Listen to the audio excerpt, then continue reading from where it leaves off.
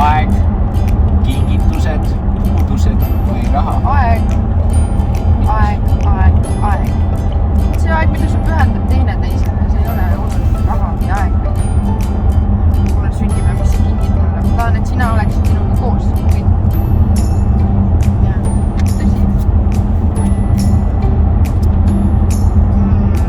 Kas sa oleksid pigem üksindane geenius või populaarne sotsiaalne idioot?